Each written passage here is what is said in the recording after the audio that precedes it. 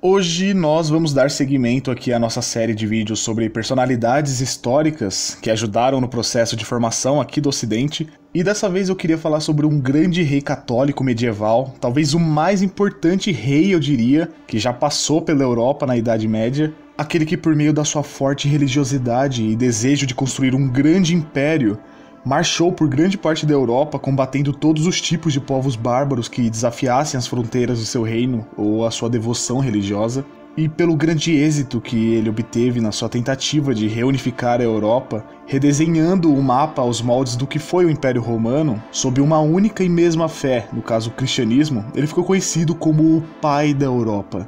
Nós vamos falar hoje de Carlos Magno, ou Carlos I o Grande, se preferir. Que no fim dá na mesma, já que o título Magno significa justamente grande. Então, bora conhecer esse grande cofundador do Ocidente. Bora! Então, primeiro, antes a gente tem que entender que Carlos Magno teve uma história de vida e viveu num período bastante complexo da nossa história, para que a gente possa compreender em todos os pormenores, em poucos minutos aqui. Então vamos deixar bem claro que esse é só um resumo do resumo mesmo, tá? Talvez muitos aspectos importantes do contexto e da vida dele não sejam mencionados. Mas vamos lá, Carlos Magno nasceu em 742, onde hoje é a atual Alemanha, mas não se sabe ao certo onde precisamente Carlos nasceu. Aliás, quase nada se sabe sobre a sua infância e juventude.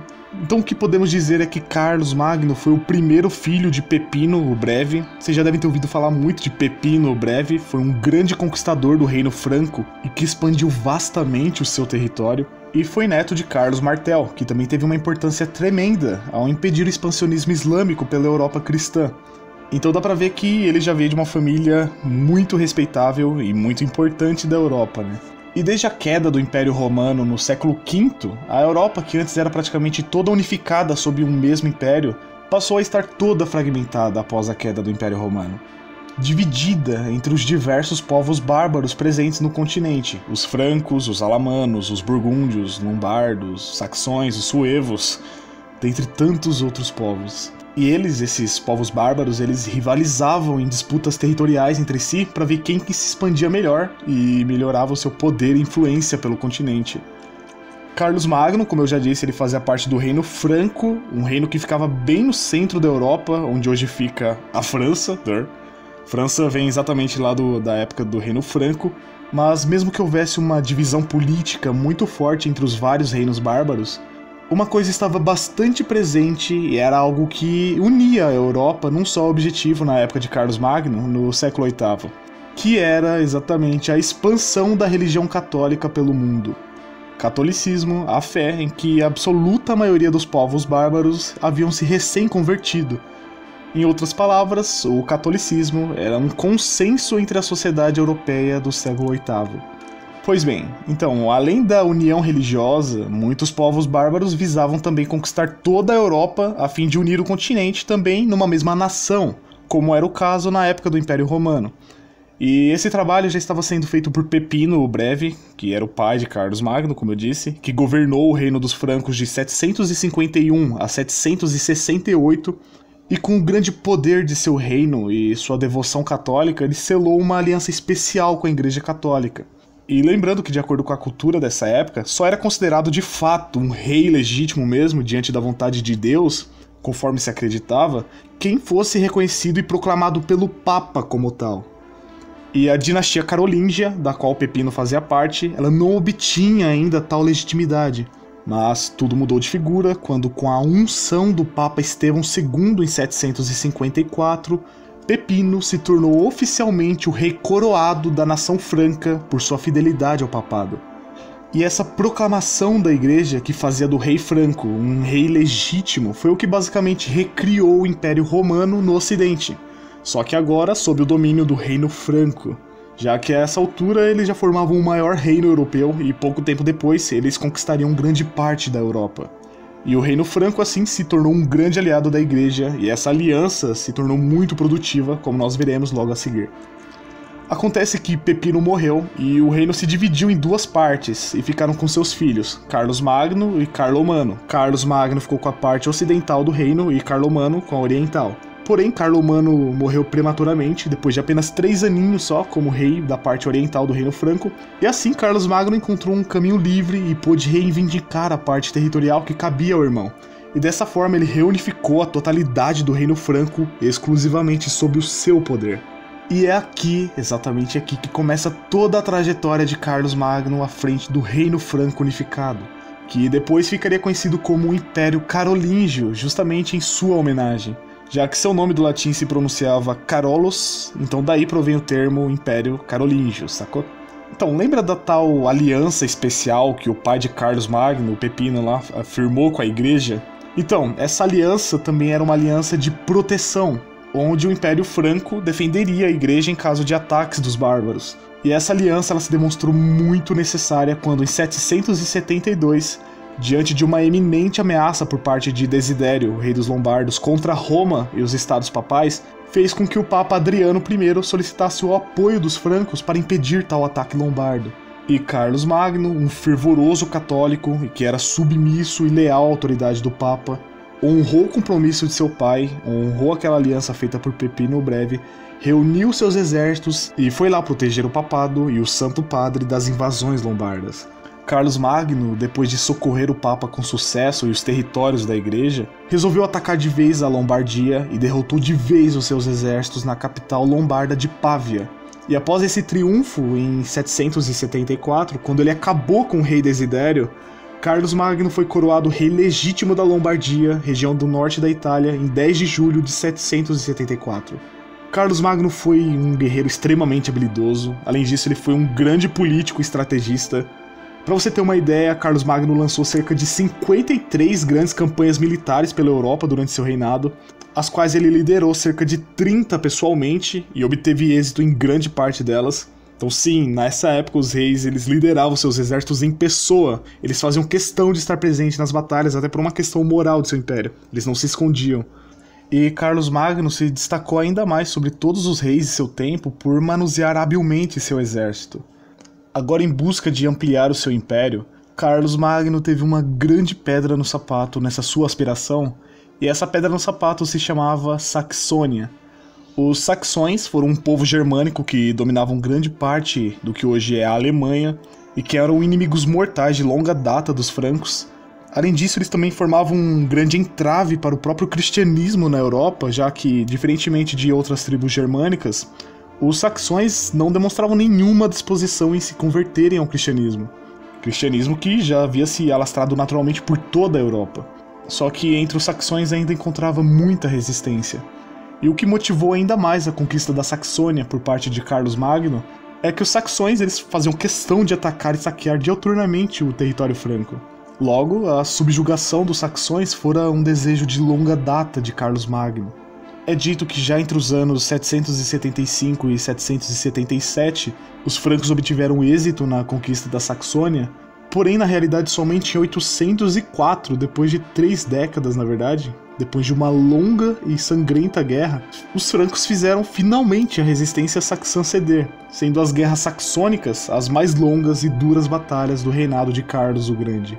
Muitas outras batalhas de cunho expansionista marcaram a história de Carlos Magno e seu império, e aqui nós podemos citar a campanha na Espanha Moura em 778, onde Carlos Magno invadiu a Espanha, que a essa altura fazia parte do domínio muçulmano na Europa, na tentativa de tomar a cidade de Saragoça e ao mesmo tempo de impedir eventuais invasões mouras em território franco, possibilitar a expulsão do islamismo da Península Ibérica. Como vocês sabem, os muçulmanos conquistaram e permaneceram por muitos séculos na Península Ibérica. O anseio deles era de se expandir ainda mais pela Europa, os francos tiveram que segurar a barra ali por muito tempo.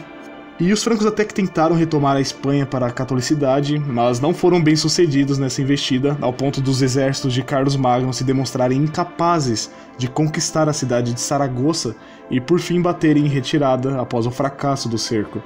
E a reconquista da Espanha, meus amigos, iria se arrastar por muitos séculos ainda.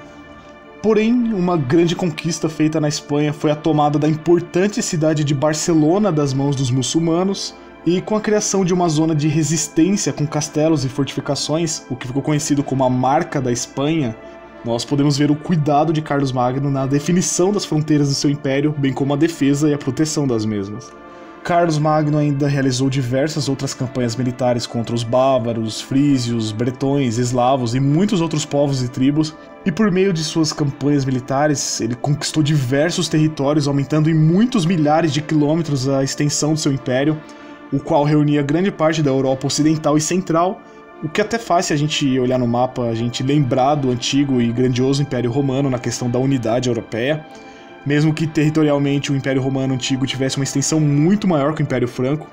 E já no ano 800, o período da máxima expansão do Império Carolíngio, com mais de 1 milhão de quilômetros quadrados, e o formato desse gigantesco império você pode analisar nessa imagem que está aí na tela, foi nesse mesmo ano, em 800, que o Papa Leão XIII coroou Carlos Magno como imperador do Ocidente e senhor absoluto do novo Sacro Império Romano.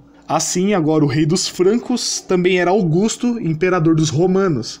Então, sabe esse tal de Sacro Império Romano Germânico que nós tanto ouvimos falar? Que foi a retomada do Império Romano do Ocidente, que caiu no século V? Então, ele começou exatamente nesse episódio da coroação de Carlos Magno como imperador romano lá no século VIII. Graças às conquistas territoriais do grande rei católico Carlos o Grande e à enorme assistência que ele sempre prestou à igreja e ao papado. Inclusive o pai de Carlos Magno, o Pepino Breve lá, ele já tinha dado uma porção bem generosa de terras para o Papa. Foram concessões territoriais em Roma para a igreja, que ficaram conhecidas como o Patrimônio de São Pedro, que hoje é nada mais nada menos que o Vaticano, só que na época de Carlos Magno era numa área 1000 vezes maior do que a atual.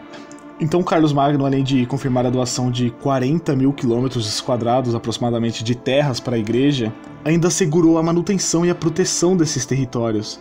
Para pra pensar, cara, é realmente algo muito interessante a gente ver que o sentimento de devoção que os reis sentiam pela igreja era algo realmente verdadeiro, a ponto deles doarem terras. 40 mil quilômetros quadrados de terras é terra pra caramba, viu?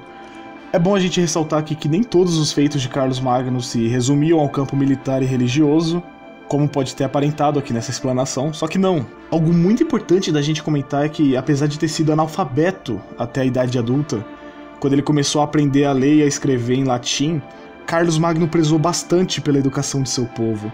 Tanto é que ele fez com que se construíssem escolas em vários centros do império, em sua maioria fundadas junto a mosteiros e abispados que estavam espalhados por toda a Europa, onde eram ensinadas diversas matérias como gramática, retórica, geometria, aritmética, latim, astronomia, música e tantas outras matérias. E esse período de florescimento da cultura entre esse povo, que até pouco tempo era formado por bárbaros incultos, ficou conhecido como Renascimento Carolíngio. Foi assim que Carlos Magno ajudou a igreja a lutar bravamente contra o paganismo na Europa, convertendo todos os povos dominados em cristãos católicos. E por mais que possa até parecer aqui meio inadequado e desumano para nós hoje impor uma cultura a determinado povo, a gente tem que entender que eram outros tempos, eram outros costumes, outros valores. Basicamente a religião do rei deveria ser a religião do povo, e ninguém questionava isso, era aceito numa boa. Então fica difícil com a régua aqui do século XXI a gente querer medir as atitudes de indivíduos lá do século VIII, não dá, seria um anacronismo histórico assim, ó, temerário. Coisa que deve ser evitada entre qualquer historiador sério. Além disso, os bárbaros eram povos de costumes não lá tão civilizados, hein? Os quais eu nem vou ter tempo de citar aqui para não ficar muito grande o vídeo, mas só para você ter uma ideia, infanticídio era comum entre os povos bárbaros. Eles matavam crianças deficientes ou até meninas que não tivessem deficiência, que para eles não serviam de nada. Eles matavam, coisa que a igreja repudiou veementemente e acabou com isso na Europa. Enfim, Carlos Magno morreu em 814 e com a sua morte o cargo de rei do Sacro Império Romano Franco foi ocupado por seu filho Luís, porém a dinastia carolíngia propriamente dita, ela não duraria muito tempo sem a sagacidade militar e política de Carlos Magno. Contudo, a fusão de culturas, ou seja, a germânica, a romana e a cristã, proporcionadas por Carlos Magno, costuma ser apontada como o início, as origens do que se convenciona chamar de civilização europeia moderna, a cristandade na Europa. E é daí que advém o apelido de pai da Europa de Carlos Magno. Basicamente um dos construtores da civilização ocidental.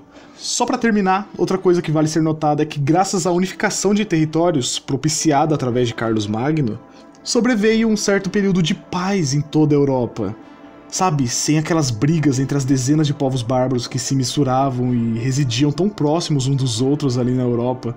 E há quem diga que toda essa paz trazida por Carlos Magno não era vivida já há muitos séculos, desde a era da Pax Romana, nos tempos áureos do Império. Então, pelo conjunto da obra, é inegável que a figura de Carlos Magno trouxe um impacto positivíssimo para a formação da nossa civilização, e que sem ele, certamente a vida do cristianismo na Europa não teria sido tão fácil como ela relativamente foi, graças ao seu auxílio. Então é isso, eu espero que você tenha gostado desse vídeo, um grande abraço, fica com Deus e até o próximo vídeo. Eu fui!